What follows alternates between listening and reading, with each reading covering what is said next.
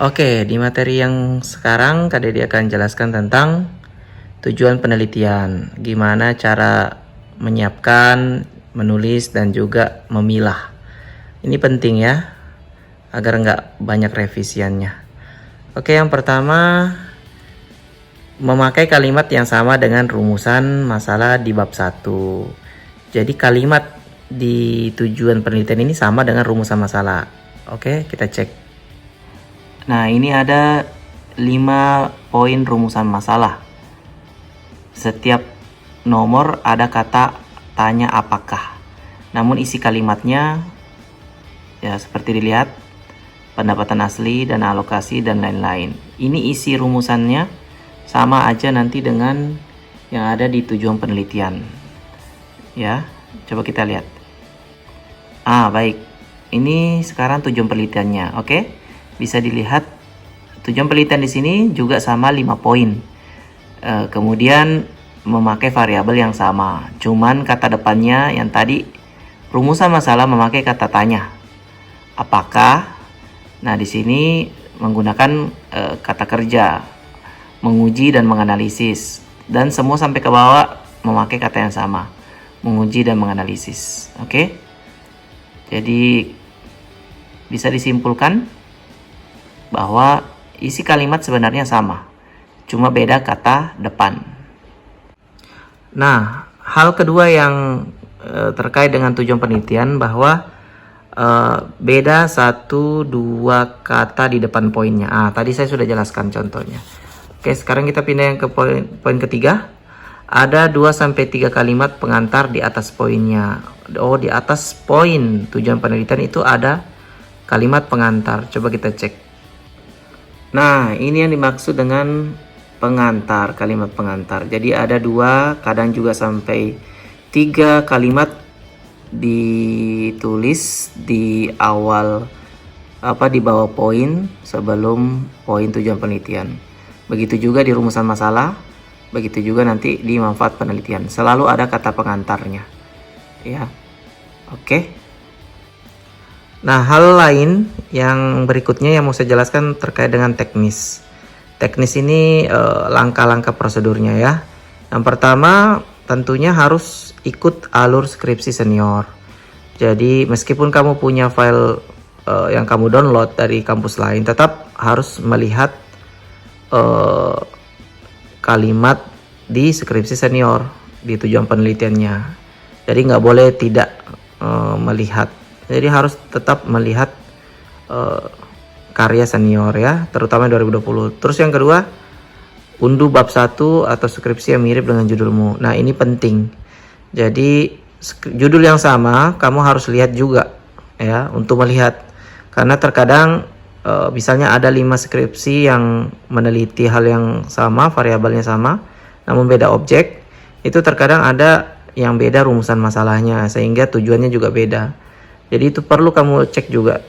Siapa tahu kamu mau ganti isinya dengan yang lebih baik. Kemudian yang terakhir, rapikan spasi dan juga penomoran ya.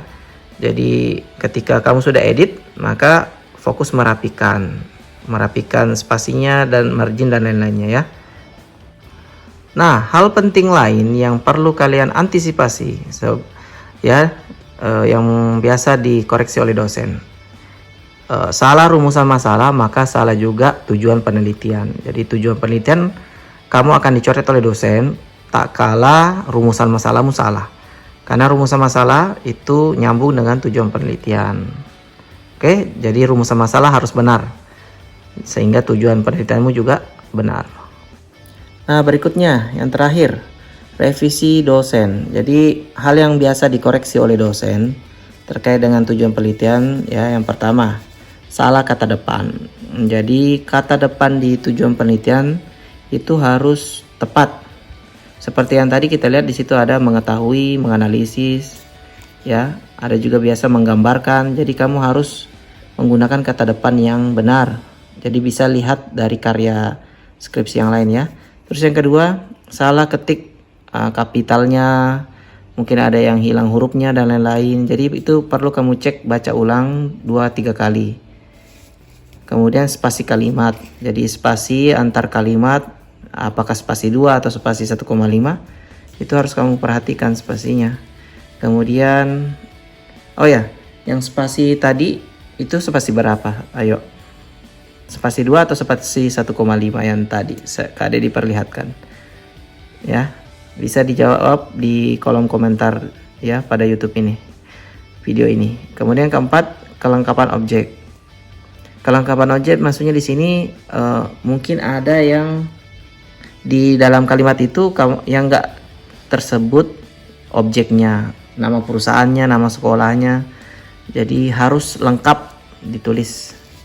Kemudian kelima, rata kanan. Nah, rata kanan ini maksudnya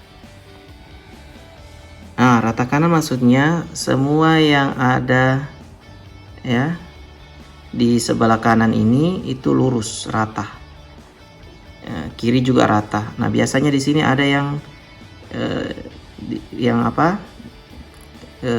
kalimatnya ini nggak nyampe di ujung sini, jadi nggak lurus seperti ini ya, nggak rata kanan, jadi dia agak, intinya kalimatnya nggak sampai di ujung sini. Nah, ini harus rata agar nggak dikoreksi dosen.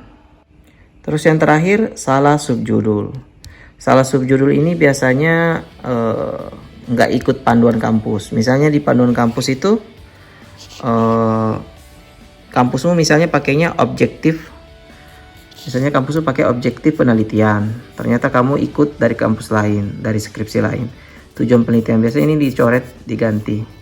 Ada juga biasanya pakai objektif, ada pakai tujuan. Jadi makanya kamu harus lihat skripsi senior atau buku panduan, jangan sampai salah subjudul. Oke, jadi dari Kak Dedi mungkin cukup sekian terkait materi tujuan penelitian ya. Semoga kamu paham dan minim revisi. Terima kasih.